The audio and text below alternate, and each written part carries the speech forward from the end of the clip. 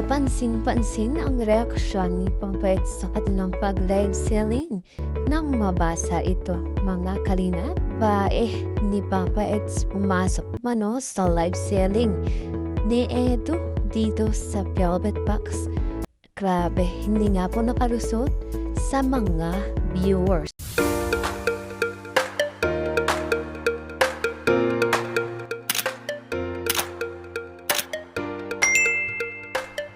Isang mapagpalang araw at magandang gabi sa ating mga viewers dyan. San mang sulok ng mundo kayo naroroon, mega love shoutout po. At kamusta po kayo? So yun po mga kalingap, may panibago na naman po tayong pag-uusapan patungkol na kung saan babae sinasabing papain ni Papa Eds pumasok sa live selling nila sa Velvet Box viewers na windang sa nabasa. Reaction ni Papa Eds, di maintindihan. Yan po ang ating pag-uusapan maya-maya na lamang. Pero bago po yan mga kalingap, ay paalala muna po, bago po tayo magbigay ng ating mga komento at opinion, itapusin po muna natin ang gabuan ng video. Nang sa ganun po ay akma po ang ating i-comment mga kalingap. At lagi kong paalala sa inyo, patuloy po nating suportahan ang mag-ama na matubang. Napakaganda nga po yung ipinapakita nila sa ating mga pagbibigay saya at tulong sa ating mga kababayan. Di patuloy po nating suportahan at i-marathon mga kalingap. Nang sa ganoon ay mas marami pa silang matulungan. At syempre wag nating kalimutang suportahan ang kanilang may bahay. Walang iba kundi sina Ate Edna Vlogs at Jackie Tapia.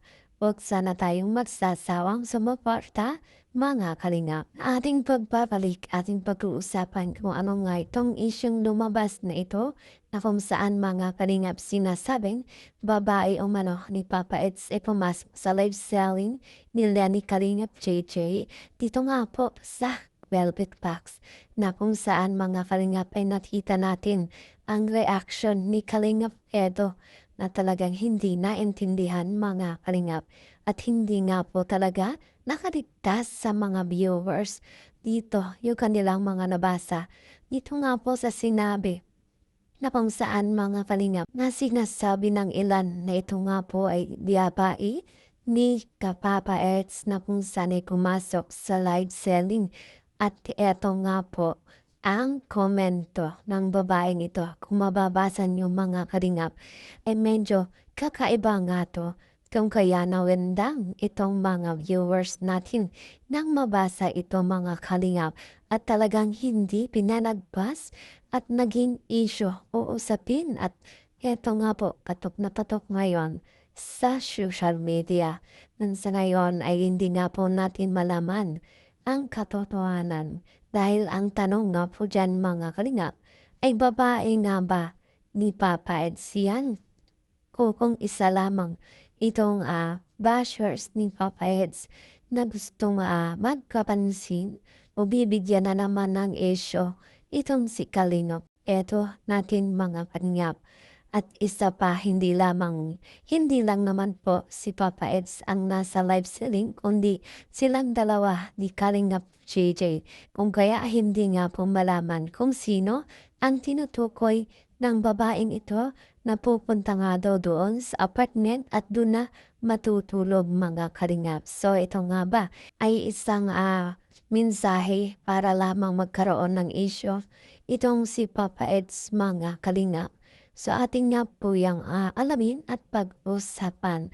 So sana yon ay talagang viral nga po na si Edo natin ay mag-aasawa na at hindi nga po alam o hindi kilala kung sino ang aasawahin o kung sino ang jowa ni Papa Eds ngayon mga kanina. At wala nga po ang may sino mang may alam kung sino ang babaeng ito dahil hindi naman po inilalabas di Papa Eds sa social media dahil sa usapang ganito, tahimik nga po si Papa Eds. Dagdag pa nga po dyan, may ilang nagsasabi na itong babaeng ito na pumasok sa live selling at nagsalita ng ganito ay sinasabi nila ito nga po yung mapapangasawa ni Kalingap Edo kung kaya ganun na lamang ang reaksyon ni Edo nang mabasa ito mga Kalingap.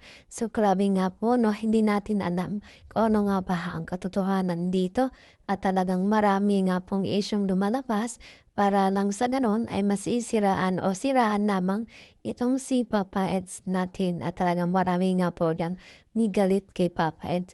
Gusto nilang i-bash ng bash nang sa ganon mga Kalingap ay maging patas dahil nakikita nila nga 'to si Beyonce natin ay nababash din ng dahil sa kanya, mga kalingap. At dahil nga po hindi natin alam kung ano ang katotohanan sa likod nito, ay wag na nga po natin na masyadong makabigyan pa ng hindi magandang opinyon o hindi magandang sasabihin ng sa ganun mga kalingap, eh hindi na lumala ang issue patungkol dito pagkus ay ating muna pong alamin o kumpirmahin dito kung ano masasabi ni Papa Eds. At mas paniniwalaan pa rin nga po natin kung ano talaga yung mismong sinasabi ni Kalingap Eto patungkol sa kanyang buhay. At wag na nga po nating pangunahan pa ang patungkol sa kanyang buhay, mga Kalingap. At na wag na po nating gawa ng issue. So sa ngayon mga Kalingap ay dahil malay po natin na isa lamang ito sa bashers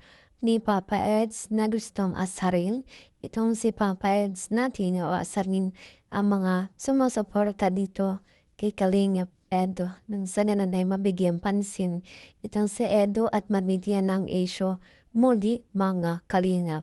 So sa ngayon ay wag na lang po natin paniwalaan pa kung ano man nga po yung lumalabas na mga hindi maganda laban dito kay Papa Eds natin at nakikita naman natin na si Kalingap Edo ay balewala lamang sa kanya ang mga ganitong sitwasyon bagkus ay mas naniniwala siya sa kanyang sarili at naniniwala siya sa kanyang nagagawa at wala nga po siyang naapakang ibang tao sa kanyang mga pagbibigay tulong sa kanyang beneficiary bagkus ito nga po ay sarili niyang pagsisikap at masaya nga po siya sa kanyang ginagawa dito sa kanyang pagbibigay tulong mga kalingap. Kung kaya patuloy po nating suportahan itong si Papa Eds nang sa ganun mga kalingap ay mas marami din siyang matulungan.